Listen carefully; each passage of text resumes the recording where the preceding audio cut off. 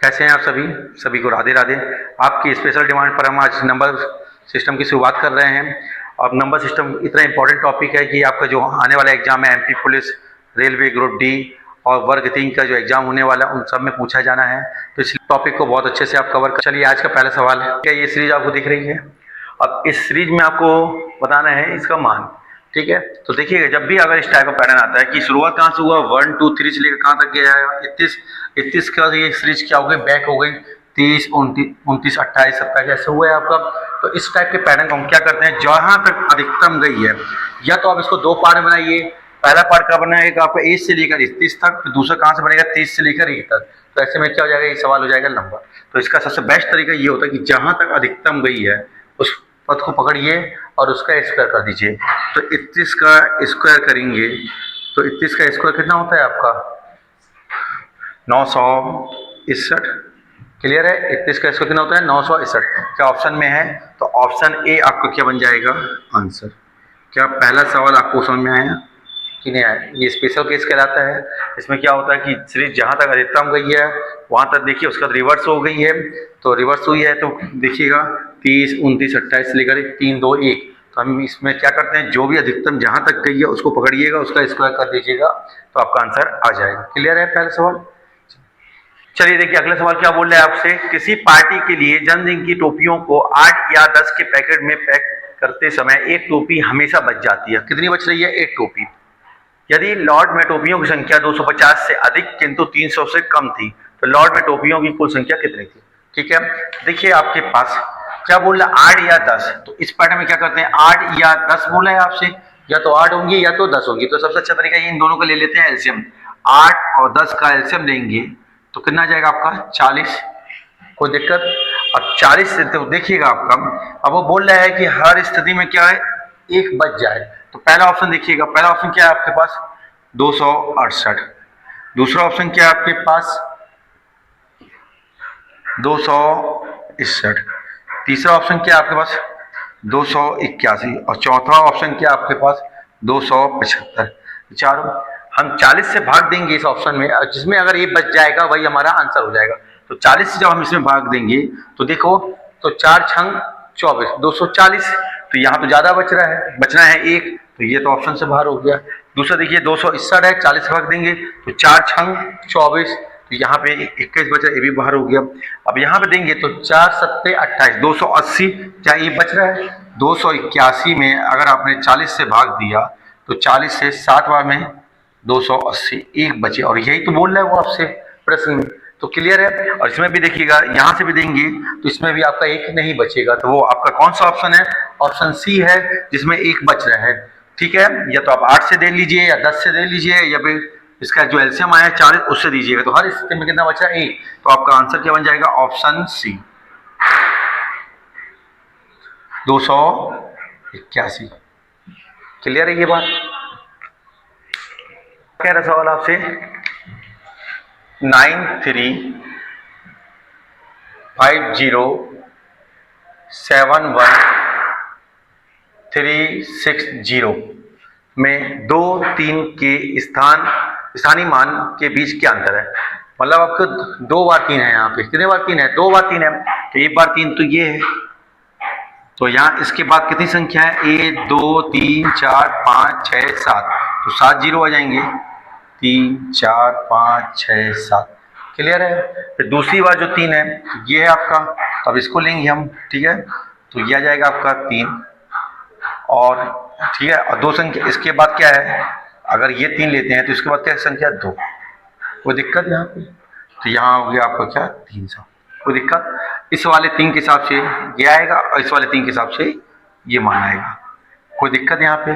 तो क्या बोला है, अंतर मांगा आपसे, तो अंतर मांगा है तो क्या करेंगे हम 2 3 4 5 6 7 और ये कितना है आपके पास 300। कोई दिक्कत यहाँ पे? तो देखिएगा यहाँ पे इसका अंतर चाहिए हमको। तो क्लियर है बात? तो देखो सबसे पहले तो 2 जीरो तो ऐसे आ जाएगा आपका, 2 जीरो देखिएगा किस ऑप्शन में है। क्लियर है? तो अभी देखिए ए ऑप्शन में भी 2 जीरो आ रहा है, सी में भी आ रहा है और डी में भी आ रहा है। अब यहाँ पे देखिए यहाँ ये 10 है, ठीक है, 10 में से 3 गए तो 7, तो 700 देखिएगा कितने ऑप्शन में है तो एक ही ऑप्शन में 700 है, तो ऑप्शन पूरा हल करने की जरूरत नहीं है। तो आपका क्या जाएगा, करना है तो पूरा कर लीजिए। यहाँ कितना बचेगा, 9 9 9, यहाँ पे 9 और यहाँ पे 2। बात समझ में आई? तो किस ऑप्शन में, ऑप्शन ए आपका क्या बन जाएगा आंसर, ऑप्शन ए। क्या ये बात समझ में आई, स्थानीय मान वाली बात? ठीक है, जिस स्थान के बारे में बोले उस स्थान, उसके बाद हम देखेंगे कितनी संख्या, जितनी संख्या होगी उतने जीरो हम लगा देंगे। क्लियर है ये बात? तो इसका जो आंसर आएगा वो क्या जाएगा, ऑप्शन ए। संख्याओं 51, 52, 53, 100 में सबसे छोटी और सबसे बड़ी अभाज्य संख्याओं का योग ज्ञात कीजिए। ठीक है, तो क्या बोला आपसे, 51, 52, 53, 100 में सबसे छोटी और सबसे बड़ी अभाज्य संख्याओं का योग।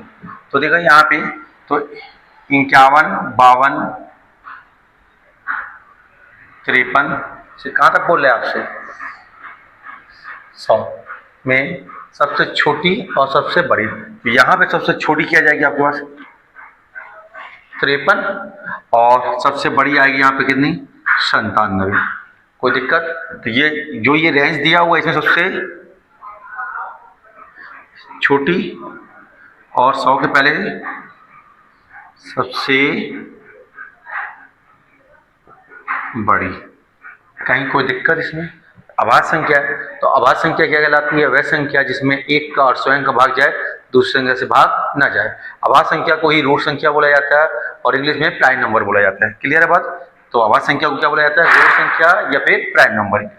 तो इनका क्या मांगे आपसे, योग, तो हम इसका योग कर देंगे। तो 53 और 97 को जोड़ेंगे तो कितना आ जाएगा आपका, तो 53 और 97 को जोड़ देंगे तो 150 आ जाएगा। तो 150 किस ऑप्शन में है, ऑप्शन बी। क्लियर है ये बात, सबको समझ में आई कि नहीं आई? क्या बोल रहा है सवाल आपसे, यदि ए और बी असहभाज्य संख्या है तो ए स्क्वायर और बी स्क्वायर है। ठीक है ना, ए और बी क्या आपके पास असहभाज्य संख्या, इसी को क्या बोला जाता है, सहअभाज्य संख्या, इसी को ही बोला जाता है। क्लियर है ये बात? और इंग्लिश में बोला जाता है को प्राइम नंबर। क्लियर है? तो असहभाज्य संख्या क्या कहलाती है, ठीक है ना, जो एक दूसरे को ना काटे और ए और बी का एचसीएफ कितना आना चाहिए, एक आना चाहिए, ठीक है ना, और ए और बी का एलसीएम क्या होता है, इनका गुणनफल ए इंटू बी। क्लियर है ये बात? एचसीएफ हमेशा कितना आना चाहिए, एक आना चाहिए, और इनका गुणनफल एलसीएम अगर मांगेगा तो इनका गुणनफल हो जाता है। ठीक है, और जो ये दूसरे को ना काटे, ठीक है, दो ब्रैकेट नंबर जो एक दूसरे को नहीं काटते हैं वो कहलाते क्या, सहअभाज्य संख्या। क्लियर है? तो यहाँ पे देखिएगा आपसे क्या बोल रहा है, देखिएगा, तो ए स्क्वायर और बी स्क्वायर, जैसे हमने मान लिया, देखिए एग्जाम्पल के लिए, जैसे 2 3, ठीक है, तो 2 का वर्ग करिए और 3 का वर्ग करिए, तो 2 का वर्ग कितना आ गया 4, 3 का वर्ग 9। तो क्या ये दूसरे को काट रहे हैं क्या? ठीक है, और ले लीजिएगा, जैसे ये 2 और 3 लेते हैं अपन, तो 2 का क्यूब कीजिएगा और 3 का क्यूब कीजिएगा, तो 2 का क्यूब कितना होगा 8 और 3 का 27। क्या ये दूसरे को काट रहे हैं? तो मतलब आपको क्या समझ में आ रहा है, अगर ए और बी असहभाज्य संख्या तो उसका जब वर्ग करो, क्यूब करो या उसकी पावर कुछ भी कर दो, वो कहलाएंगी क्या, असहभाज्य संख्या ही कहलाएंगी। क्लियर है बात? तो यहाँ पे क्या हो जाएगा आपका, तो आपका हो जाएगा सी आंसर हो जाएगा आपका। आंसर क्या बनेगा आपका, आंसर सी बन जाएगा, असहभाज्य। चाहे आप उसका वर्ग कर दीजिएगा, चाहे आप इसका क्यूब कर दीजिएगा, या उसकी पावर 4 कर दीजिएगा, 5, कुछ भी करेंगे, अगर ए और बी सहअभाज्य संख्या है तो पावर में उसकी कुछ भी करेंगे वो सहअभाज्य संख्या ही कहलाएगी। क्लियर है? तो इसलिए इसका जो आंसर आ जाएगा ऑप्शन सी हो जाएगा। क्लियर है? हाँ, अब क्या बोल रहा है देखिए सवाल, निम्न में से कौन सा सहअभाज्य संख्याओं का युग्म है? ठीक है, तो देखिएगा पहला ऑप्शन क्या दिख रहा है आपको, 363 777। तो दूसरा ऑप्शन क्या कह रहा है आपसे, 81 16। तीसरा ऑप्शन क्या कह रहा है आपसे, 455 49 और चौथा ऑप्शन क्या कह रहा है आपसे 52 24। तो असहवाज की कंडीशन क्या कहलाती है, जो एक दूसरे को ना काटे। तो देखो ये एक दूसरे को काटेगा, 11 से कर रहा है, 11 से 7 77, 11 तिया 33 बचा 3, 11 तिया 33, तो 11 से कट गया ये, तो ये तो हो ही नहीं सकता। फिर देखिएगा ये एक दूसरे को नहीं काट रहे हैं, काट रहे हैं क्या, तो यही आपसे पूछा गया था। और चेक कर लो आपका, तो ये कट रहा है क्या आपका 7 से, देखिएगा 7 से कट रहा है, 7 सतैया 49, 7 छंग 42 बचा 3 बन गया 35, 7 पना 35। और ये देखिए ये तो 2 ही से ही कट रहा है आपका, तो आपका जो आंसर हो जाएगा ऑप्शन बी। असहवाज संख्या क्या कहलाएगी 81 16। समझ में आया आपको, कोई डाउट इसमें? क्या कह रहा सवाल आपसे, निम्नलिखित में से कौन सी संख्या अपरिमेय संख्या नहीं है। हमें देखिए या तो परिमेय पूछता है या तो अपरिमेय पूछता है, ठीक है। तो अपरिमेय पूछा है आपको, तो अपरिमेय संख्या क्या कहलाती है, अपरिमेय संख्या वह संख्या कहलाती है जिसका कि हम पूरा पूरा वर्गमूल नहीं निकाल पाते हैं। तो देखिएगा तो वर्गमूल की कंडीशन क्या होती है, अगर इकाई के अंक में 2 आ जाए, 3 आ जाए, 7 आ जाए, 8 आ जाए, ये 4 में से कोई भी अंक अगर आ रहा है तो उसका पूरा पूरा वर्गमूल नहीं निकलेगा। तो पहला ऑप्शन देखिएगा आप, पहला ऑप्शन में क्या लिखा हुआ है 5 4 2 8। तो देखिए इकाई के अंक में 8 आ गया, इसका पूरा पूरा वर्गमूल नहीं निकलेगा। अगर पूरा पूरा वर्गमूल नहीं निकल रहा है तो ये हो जाएगी क्या अपरिमेय संख्या। क्या ये बात समझ में आ रही है? ठीक है। दूसरा ऑप्शन देखिएगा, दूसरा ऑप्शन क्या दे रहा है आपको 60 84, यही है आपके पास 60 84। तो यहाँ पे देखिए इकाई के अंक में क्या है 4, तो 4 है, तो मतलब ये चांस है इसके कि वर्गमूल इसका निकल सकता है।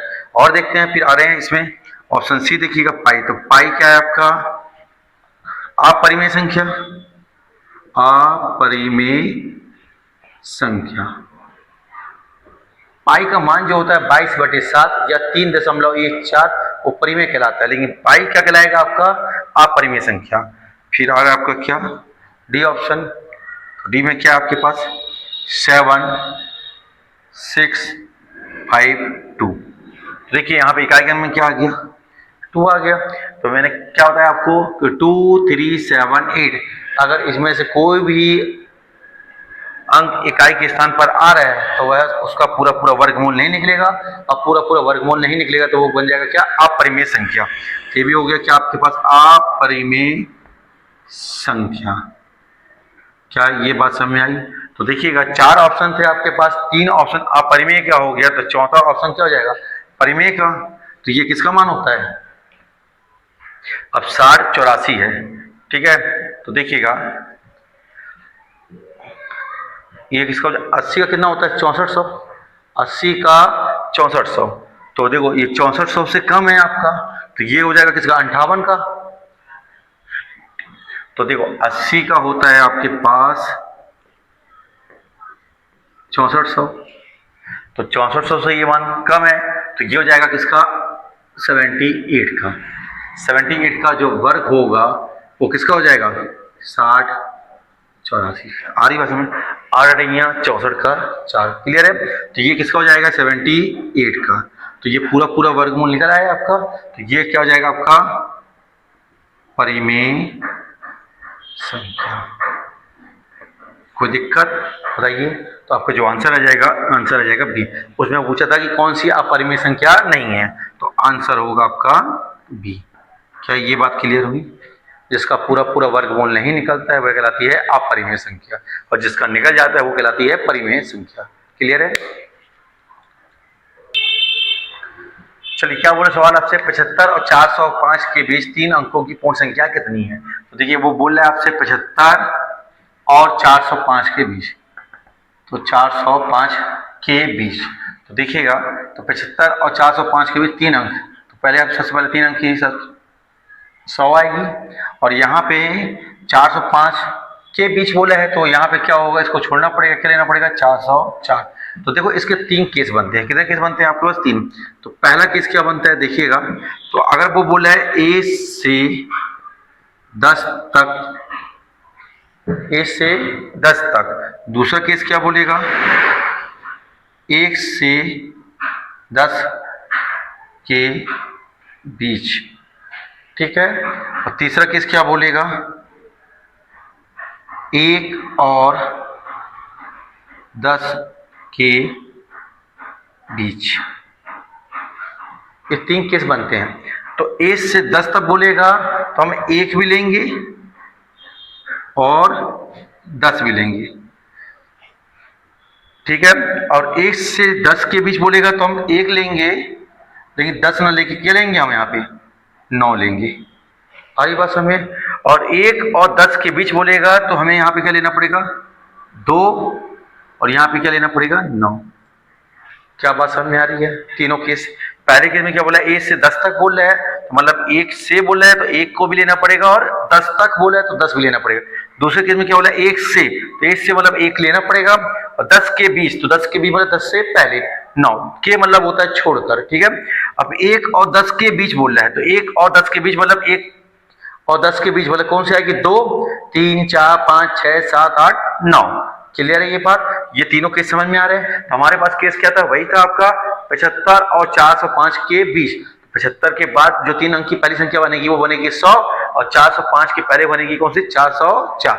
तो क्या बोला है कितनी संख्याएं होंगी यहां से, ठीक है। तो हमें क्या करना होता है संख्या निकालने के लिए, देखिएगा तो इसका फॉर्मेट होता है कि n बराबर, ठीक है ना, तो लास्ट माइनस फर्स्ट अपॉन में डिफरेंस जितने भी पदों के में अंतर चल रहा होगा वो, और +1, ठीक है।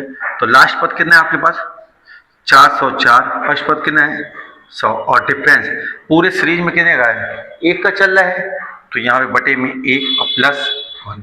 तो 404 में से 100 गया तो कितना हो गया 304, 304 में 1 का भाग देंगे 304, और +1 कर देंगे तो कितना आ जाएगा 305। यही पूछा गया था आपसे। तो आपका जो आंसर बन जाएगा वो बन जाएगा क्या ऑप्शन ए। क्या ये बात आपको समझ में आई, और ये 3 कंडीशन समझ में आई आपको, क्लियर है, कोई दिक्कत समझ में आ रहा है सबको। चलिए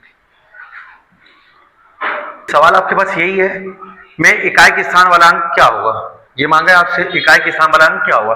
तो देखो यहाँ पे इकाई के स्थान में कितना आ रहा है 5 आ रहा है, यहाँ पे इकाई के स्थान पे कितना आ रहा है 4 आ रहा है, यहाँ पे 3 आ रहा है। तो ये बात ध्यान रखिएगा, जब भी अगर इकाई के स्थान में 5 आ जाए, क्या आ जाए 5, अगर इकाई के स्थान में 5 है और साथ में अगर इस सम संख्या, तो इस सम संख्या क्या, तो अगर इकाई के स्थान पे 5 है और गुणे में इस सम संख्या, ठीक है, सम संख्या आ जाए 2, 4, 6, 8, कोई भी सम संख्या आ जाती है और साथ में अगर 5 है, तो इसका जो रिजल्ट आएगा, बात समझ में आ रही है, इसका रिजल्ट हमेशा 0 आएगा। क्या आएगा 0। आ रही बात समझ। अगर इकाई के स्थान पे 5 है और विषम संख्या आ जाए, विषम संख्या आ जाए, तो इसका जो रिजल्ट आएगा वो हमेशा 5 आएगा। क्या आएगा 5 आएगा। बात समझ में आ रही है। आप चेक करके देख सकते हैं। देखिए 5 दूनी 10, 5 चौको 20, 5 छक्का 30। देखिए सब में 0 आ रहा है। ऐसे और आगे भी देख सकते हैं। अब देखिए यहाँ पे विषम, ये किसका वाला केस था आपका सम वाला केस, और विषम वाला केस देखिएगा। विषम वाले में 5 एकम 5, 5 तिया 15, 5 का गुणा 5 करेंगे तो 25। देखिए यहाँ पे 5 आ रहा है। तो सम वाले केस में हमेशा क्या आएगा 5 का अगर सम संख्या का गुणा होगा तो हमेशा इकाई का अंक 0 आएगा, और 5 के साथ अगर विषम संख्या में होगा तो आपका 5 आएगा। तो देखिए हमारे पास जो केस था इकाई का अंक निकालना था, तो उसमें क्या एक 5 आया और एक क्या थी आपके पास सम संख्या थी। तो इसका जो इकाई का अंक आएगा, इसको हल करने की जरूरत नहीं, इसका इकाई का अंक क्या जाएगा 0। तो इसका इकाई का अंक क्या आएगा 0। तो आपका ऑप्शन बी आंसर बन जाएगा। आंसर क्या जाएगा ऑप्शन बी 0। कोई दिक्कत इसमें, क्लियर है ये बात। यदि संख्या x 4, 5, 6, 2 9 द्वारा विभाज्य है तो x का मान कितना होगा। तो देखो 9 की विभाज्यता का नियम क्या कहलाता है, सभी पदों को जोड़ने पर अगर संख्या में 9 का भाग जा रहा है तो पूरी संख्या में 9 का भाग चला जाएगा। असल में ये जितने अंक दिए हैं इसको जोड़ने पर जो संख्या बनेगी उसमें अगर 9 का भाग जा रहा है तो पूरी संख्या में 9 का भाग चला जाएगा। एक बात। दूसरी बात, अगर हमें 9 दिखाई दे या जोड़ने पर 9 मिले तो उसको आप हटा दें, ठीक है। तो देखिए यहाँ पे 4 और 5 कितना हुआ 9, इसको अलग कर दें। अब कितना हुआ 6 और 2 8, तो क्या बन गया x प्लस 8 और बटे में कितना हो जाएगा 9। अब x का ऐसा क्या मान रख दें जिससे 9 का भाग चला जाए, तो x का मान हम क्या रख देते हैं 1। अगर मैं यहाँ पे x बराबर 1 रखूंगा तो 8 और 1 कितना हो जाएगा 9, और 9 से 9 पूरा पूरा चला जाएगा आपका। तो यहाँ पे x बराबर क्या रखना पड़ेगा 1, और यही पूछा था आपसे, तो आंसर क्या हो जाएगा आपका ऑप्शन ए। क्लियर है? तो 9 की विभाजक का नियम समझ में आया आपको? 9 की विभाजक का नियम क्या कहलाता है? जितने भी आपको पद दिए हुए हैं सबको जोड़ो, जोड़ने के बाद अगर 9 का भाग जा रहा है तो पूरी संख्या में 9 का भाग चला जाएगा। क्लियर है? निम्न में से कौन सी संख्या 2, 3 और 5 से विभाज्य है? तो देखिएगा, पहला ऑप्शन आपके पास क्या दे रहा है आपका 5, 4, 3, 3, 2। दूसरा ऑप्शन आपके पास क्या है 2, 2, 4, 0। तीसरा ऑप्शन क्या आपके पास 3, 1, 5, 0। और चौथा ऑप्शन क्या आपके पास 1, 4, 1, 7, 5। ठीक है, आपको किससे बोल रहे हैं आपसे 2 से, 3 से और 5 से। क्लियर है बात? तो देखिए पहले हम 5 का देखते हैं। 5 का विभाजक का नियम क्या कहलाता है कि इकाई के अंक में 0 आना चाहिए या तो 5 आना चाहिए। तो यहाँ देखो, यहाँ क्या है 2 है, 5 का भाग जाएगा नहीं, तो पहला ऑप्शन तो आपका बाहर हो गया। ठीक है, अब यहाँ के इकाई का 0 है, 0 है, 5 है, तो इसमें चला जाएगा। अब 5 हमने चेक कर लिया, अब 2 को चेक करते हैं। 2 का विभाजक का नियम क्या कहलाता है कि इकाई के स्थान पर या अंतिम स्थान पर क्या आना चाहिए 0 आना चाहिए, या 2, 4, 6, 8, 2, 4, 6, 8 आना चाहिए। तो यहाँ पे क्या आ गया 5 विषम आ गया, तो ये भी बाहर हो गया आपका। अब बचे 2 में से एक हमारा आंसर होगा। तो हमने 5 को चेक कर लिया, 2 को चेक कर लिया, 3 का विभाजक का नियम क्या कहलाता है? सभी अंकों को जोड़ने पर अगर 3 से भाग जा रहा है तो पूरी संख्या में 3 से भाग चला जाएगा। तो देखो 4 और 2 6 और 2 8, तो इसमें नहीं जा रहा है तो ये भी बाहर हो गया। और देखिए 5 और 6 और 3 9, 3 त्रिका 9, तो ये जा रहा है, तो आंसर हो जाएगा ऑप्शन सी। क्लियर है ये बात? तो आंसर क्या बनेगा ऑप्शन सी। क्या ये बात समझ में आई? चले आगे। जब एक संख्या को 234 से विभाजित होती है तो शेषफल 36 बचता है। उस संख्या को 13 से विभाजित करने पर शेषफल क्या होगा? चलिए देखिए, अब अगला सवाल क्या बोल रहे हैं। जब एक संख्या 234 से विभाजित होती है तो शेषफल 36 बचता है। उस संख्या को 13 से विभाजित करने पर शेषफल क्या होगा? देखिए इस टाइप के पैटर्न में क्या करते हैं हम, जो शेषफल बचता है उसी को लेते हैं, उसी को सीधे विभाजित कर देते हैं। तो शेषफल कितना बचा आपके पास 36, और 36 में किसे भाग देते हैं हम 13 से। 13 से कह रहा वो, तो 13 दूनी 26, बचा कितना 10। ये जो 10 बचा यही कहलाएगा आपका क्या शेषफल। तो आपसे मांगा क्या था शेषफल क्या होगा, तो शेषफल क्या हो जाएगा 10। तो आपका जो आंसर बन जाएगा ऑप्शन सी 10। क्लियर है? बताइए। तो चलिए आज हमने नंबर सिस्टम शुरू किया है आपकी मांग पर। अगर और इसमें किसी भी प्रकार की कोई प्रॉब्लम है तो आप कमेंट बॉक्स में अपने कमेंट करिएगा, तो उस पर हम विचार करेंगे और नेक्स्ट पार्ट इसका बहुत जल्दी आएगा। सभी को राधे राधे।